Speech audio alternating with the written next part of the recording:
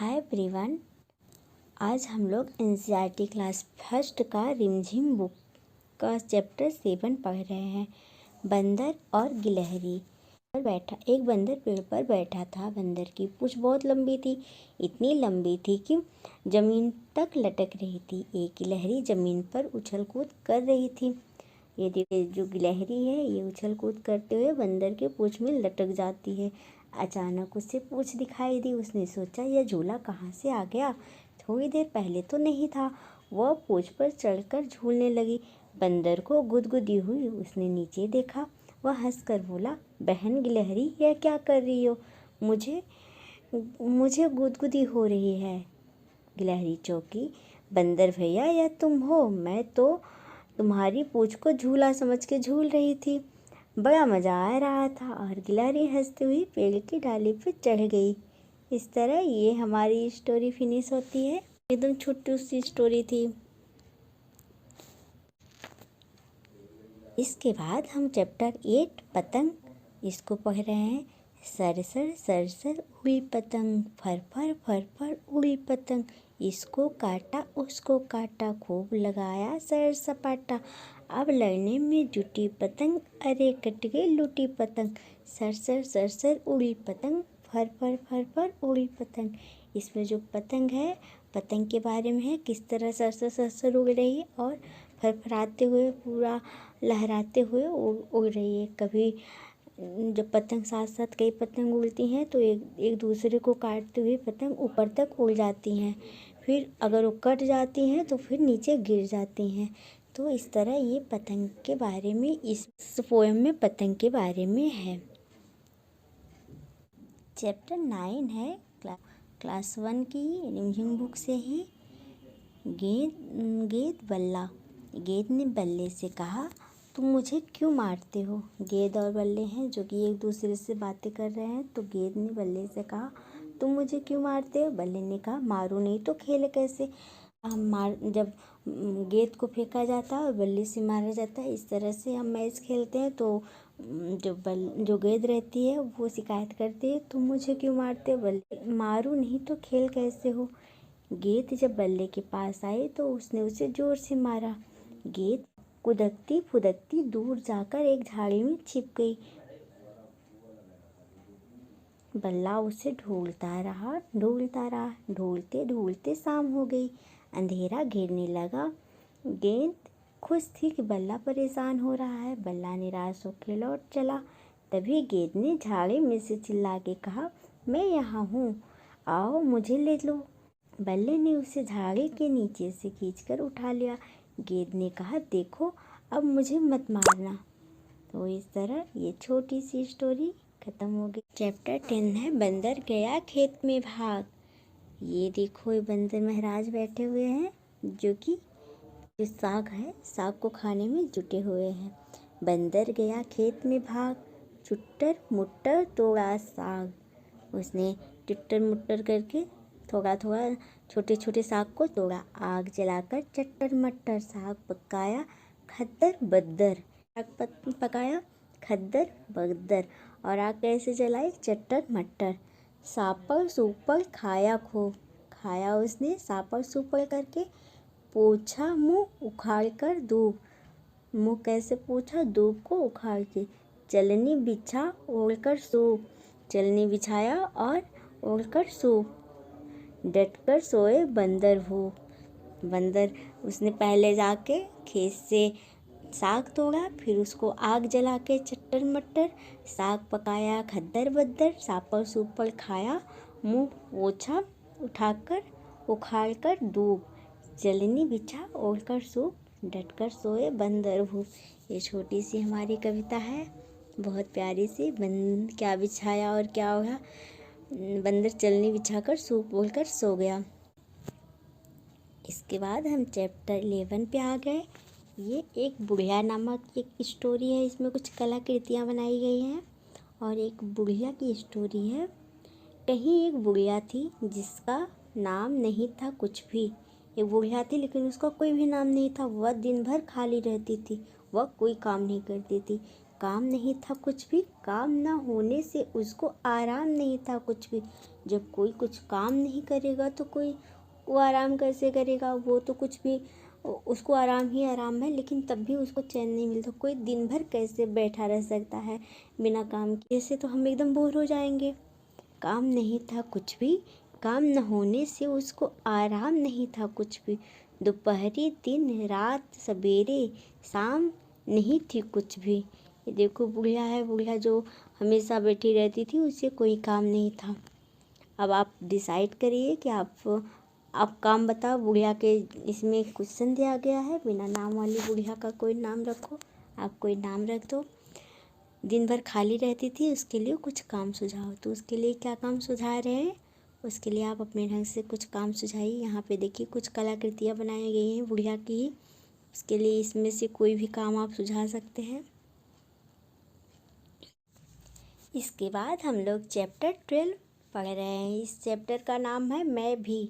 एक बत्तख के बच्चे और एक मुर्गी की चूजे की कहानी है। तो चलिए तो हम रीड करते हैं। एक अंडे में से बत्तख का बच्चा निकला। लो मैं अंडे में से निकल आया, बत्तख का बच्चा बोला। एक और अंडे में से मुर्गी का चूजा निकला। मैं भी आ गया, चूजा बोला। फिर मैं घूमने जा रहा हूँ, बत्तख का बच्चा बोला। मैं भी चलूँगा, चूजा बोला। मैं गड्ढा खोद रहा हूँ, बत्तख के बच्चे ने कहा। मैं गड्ढा खोद रहा हूँ, चूजा बोला। मैं भी खोदूँगा। मुझे एक केचुआ मिला है, बत्तख का बच्चे ने कहा। मुझे एक केचुआ मिला है, चूजा बोला। मुझे भी। मैंने एक तितली पकड़ी है, बत्तख के बच्चे ने कहा। मैंने एक तितली पकड़ी है, चूजा बोला। मैंने भी तितली पकड़ी है। बत्तख का बच्चा बोला। मैं तैरना चाहता हूँ, चूजा बोला। मैं भी। देखो मैं तैर रहा हूँ, बत्तख का बच्चा जो है वो तैरते हुए कहा। देखो मैं तैर रहा हूँ। उसके बाद चूजा बोला। मैं भी तैरूँगा। जैसे चूजे ने छलांग लगाई, चूजा डूबने लगा और वो बचाओ बचाओ चिल्लाता है। तो बत्तख के बच्चे ने चूजे को बाहर निकाला। इस तरह ये स्टोरी है। लेकिन इस स्टोरी से हमें ये शिक्षा मिलती है, सबकी अलग अलग क्वालिटी है। हमें किसी की कॉपी करके नहीं रहना चाहिए। कॉपी करने से हम फंस जाएंगे। जैसे बत्तख के बच्चे ने बत्तख का बच्चा जो होता है, बत्तख को पानी में तैर रहते हैं और तैरते रहते, और जो मुर्गी का बच्चा है वो ज़मीन पे रहता है। जब उसने उसको नकल करी, उसको कॉपी करने की कोशिश करी, तो पानी में जब हर काम तो नहीं कर सकता ना, एक दो काम कर लिए ठीक है, जो ज़मीन के काम थे उसने सारे काम कर लिए। लेकिन जब पानी में जाने की बात आई तो बिना सोचे समझे उसके साथ ही वो भी तैरने के लिए चला गया, तो वहाँ पे डूबने लगा। तो इस तरह की स्टोरी है कि हमें किसी की एकदम कॉपी नहीं करनी चाहिए। हम अपने में ही यूनिक है, हम अपने में ही इम्पॉर्टेंट है, इसलिए हमें किसी की कॉपी नहीं करनी चाहिए। तो ये हमारा चैप्टर था। अब हम चैप्टर 13 लालू एंड पीलू, लालू और पीलू, इसको पढ़ रहे। एक मुर्गी थी, मुर्गी के दो चूजे थे। एक का नाम था लालू, दूसरे का नाम पीलू। लालू लाल चीज़ें खाता था और पीलू पीली चीज़ें खाता था। एक दिन लालू ने एक पौधे पर कुछ लाल लाल देखा, उसने उसे खा लिया। अरे यह तो लाल मिर्च थी। लालू ने सोचा, वो हर चीज़ लाल देखता था, मिर्ची देख के उसने सोचा कुछ खाने की चीज़ है, वो समझ नहीं पाया और उसने उसे खा लिया। फिर लालू की जीभ जलने लगी, वह रोने लगा। मुर्गी दौड़ी हुई आई, पीलू भी भागा, वह पीले पीले गुड़ लेके आया। देखो ये पीले पीले गुड़ लेके आया। पीलू ने झट गुड़ खाया, उसके मुंह की जलन ठीक हो गई। मुर्गी ने लालू और पीलू को लिपटा लिया, मुर्गी ने लालू और पीलू को अपने गले लगा लिया। तो ये छोटू सा स्टोरी हमारा ख़त्म होता है। चैप्टर 14 है चकई के चकदुम। इसमें चकई के चकदुम एक कविता है। चकई के चकदुम, चकई के चकदुम, गाँव की मड़ैया साथ रहे हम तुम। चकई के चकदुम, चकई के चकदुम, ग्वाले की गैया दूध पिए हम तुम। चकई के चकदुम, चकई के चकदुम, कागज की नैया पार करे हम तुम। चकई के चकदुम, चकई के चकदुम, चकई के चकदुम, चकई के चकदुम, फुलवा की बगिया फूल चुने हम तुम। चकई के चकदुम, चकई के चकदुम, खेल खत्म भैया आओ चले हम तुम्हें। एक कॉमेडी सी ये पोयम है, ये कविता है। इसमें कुछ वर्ड्स को आपको याद करना है, जैसे गांव की मगैया ग्वाले की गैया। इसमें ऐसे पूछा जाएगा, गांव की मगैया कहाँ पे है और ग्वाले की गैया ये किस चैप्टर में है। कागज की नैया फुलवा की बगिया। इस तरह ये चैप्टर है। थोड़ा सा बहुत छोटी सी कविता है जो हम हंसते हुए, हमें पढ़ने में भी बहुत मज़ा आ रहा है। तो ये हमारा पोएम ख़त्म होता है। इसके बाद हम चैप्टर 15 पढ़ रहे हैं, छोटी का कमाल। समर सिंह थे बहुत अकड़ते, छोटी कितनी छोटी, मैं हूँ आलू भरा पराठा, छोटी पतली रोटी। एक समर सिंह नामक व्यक्ति थे जो कि बहुत अकड़ते थे। वो छोटी को चिढ़ाते थे, तू कितनी छोटी है, और मैं तो आलू भरा पराठा हूँ और तू तो एक पतली सी रोटी है। इस तरह कह के उसको चिढ़ाते थे। मैं हूँ लंबा मोटा तगड़ा, छोटी दुबली पतली, मैं मोटा पटसन का रस्सा, छोटी कच्ची सुतली। वो अपने आप को पटसन का रस्सा बताते थे और जो छोटी थी उसको सुतली, कच्ची सुतली बताते थे कि एकदम पतली सी है और मैं तो एक बहुत मोटा सा रस्सा हूँ। लेकिन जब बैठे शीशा पर होश ठिकाने आए। शीशा क्या है? शीशा एक झूला होता है जो दोनों तरफ से बैठा जाता है। छोटी जा पहुँची चोटी पर, समर सिंह चकराती है वो ऊपर हो गई, और जो समर सिंह है अपने भारी शरीर और बहुत मोटे होने की वजह से उनका झूला वहीं पे अटक गया, और जो छोटी थी वो छोटी होने की वजह से वो ऊपर चली गई। तो इस तरह ये छोटी सी पोयम हमारी ख़त्म होती है, छोटी का कमाल। अब हम पढ़ रहे हैं चैप्टर 16, 4 चने। पैसा पास होता तो 4 चने लाते। ये एक पोयम है जिसमें कोई कह रहा है, पैसा पास होता तो 4 चने लाते, 4 में से 1 चना तोते को खिलाते, तोते को खिलाते तो टाय टाय गाता, टाय टाय गाता तो बड़ा मज़ा आता। तो कहते हैं कि मैं 4 चना लाता और उसमें से 1 तोते को खिलाता, तोते को खिलाते तो वो टाय टाय करता क्योंकि वो खुश हो जाता, और टाय टाय करके वो गाना गाता तो बड़ा मज़ा आता। पैसा पास होता तो 4 चने लाते, 4 में से 1 चना घोड़े को खिलाते, घोड़े को खिलाते तो पीठ पर बिठाता, पीठ पर बिठाता तो बड़ा मज़ा आता। जब वो चने घोड़े को खिला देंगे, बिठा के घुमाएगा तो बहुत मज़ा आएगा। पैसा पास होता तो 4 चने लाते, 4 में से 1 चना चूहे को खिलाते, चूहे को खिलाते तो दांत टूट जाता, दांत टूट जाता तो बड़ा मज़ा आता। इसमें चूहे पे कॉमेडी कही गई है। तो चूहे को खिलाते तो चूहे के दांत जब टूट जाते, क्योंकि वो दांतों से कुतरता है, तो बहुत मज़ा आता जब चूहे के दांत टूट जाते। तो अब हम पढ़ रहे हैं भगदड़ नामक पोयम है, भगदड़ नामक पोयम है 17, चैप्टर 17 भगदड़ नामक पोयम हम अब पढ़ रहे हैं। बुढ़िया चला रही थी चक्की, पूरे 60 वर्ष की पक्की। बुढ़िया जो थी वो चक्की चला रही थी, बुढ़िया 60 वर्ष की थी।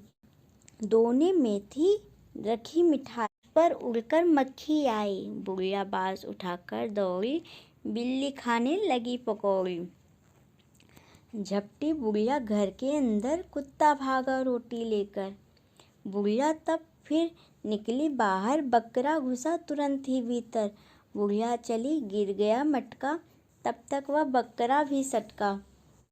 बुढ़िया बैठ गई, तब थक कर सौंप दिया बिल्ली को ही घर। तो ये चित्रकारी के माध्यम से हमें बताया गया। यहाँ पे लिखा हुआ है, ये चित्रकारी बिहार की मधुबनी शैली पर बने हुए हैं। ये देखिए भगदड़ मची हुई है, क्योंकि बुढ़िया सबसे पहले वो अपना काम कर रही थी, उसके बाद उसकी मिठाई पे मक्खी आती, मक्खी को जब वो भगाने लगती है तभी बिल्ली आके पकौड़ी लेके चली खाने लगती है। जब उसको भगाती है तभी कुत्ता रोटी लेके भाग जाता है। जैसे वो कुत्ता को भगाने के लिए जाती है तभी बकरा अंदर घुस जाता है। तभी बुढ़िया जब अंदर जाती है उससे गिर जाता है मटका, तो मटका से जो गिरा था वो बकरी खाने लगती है। फिर बुढ़िया इन सब से थक के बैठ गई और उसने जो बिल्ली अंदर बिल्ली मौसी बैठी हुई थी पकौड़ी खाते हुए, उनको ही पूरा घर उन्होंने सौंप दिया कि अब तुम चाहे जो करो, आराम से खाओ, मैं अब थक गई हूँ। तो ये छोटी सी स्टोरी है। अब चैप्टर 18 है। चैप्टर 18 हलीम चला चांद पर। अब हम इसे पढ़ेंगे। हलीम ने एक दिन सोचा, आज मैं चांद पर जाऊंगा। वह रॉकेट के कारखाने में गया और एक रॉकेट पर बैठकर चल दिया। चलते चलते अंधेरा हो गया। हलीम को डर लगने लगा। उसको तो चांद तक का रास्ता पता नहीं था। थोड़ी देर में उसने चांद देखा और वह खुश हो गया। चांद पर हलीम को खूब सारे गड्ढे दिखे और बड़े बड़े पहाड़ भी, लेकिन वहाँ कोई पेड़ या जानवर नहीं थे और लोग भी नहीं थे। हलीम ने सोचा, ये भी कोई जगह है, चलो वापस घर चले। वह रॉकेट पर बैठकर घर लौट आया। इस तरह रास्ते में, क्योंकि हलीम जब रॉकेट पे बैठ के गया चांद पर, उसने सोचा मैं चांद पर जाऊंगा। वहाँ चांद पे उसको अच्छा नहीं लगा, क्योंकि वहाँ पे सिर्फ गड्ढे ही गड्ढे चांद पे दिख रहे थे। ये सारे गड्ढे चांद पे देखो, चांद पे गड्ढे ही गड्ढे दिख रहे हैं। तो हलीम को हुआ, नहीं अब हमें घर चलना चाहिए, क्योंकि वहाँ पे कोई से आदमी नहीं दिख रहे थे, कोई लोग नहीं दिख रहे थे, कोई पशु पक्षी कोई नहीं दिख रहे थे। ये इसलिए क्योंकि चांद पर ऑक्सीजन नहीं पाया जाता। बिना ऑक्सीजन के हम मनुष्य, जो पेड़ पौधे हैं, वो सब ऑक्सीजन को ग्रहण करते हैं, जिससे वे जीवित रहते हैं। लेकिन जब चांद पर ऑक्सीजन नहीं था, तो वहाँ पे कोई भी जीव जंतु उसे दिखे ही नहीं। तो चांद उसको अच्छा नहीं लगा, क्योंकि चांद उसको दूर से ही अच्छा लगता था। इसलिए वो अपने घर वापस आ गया।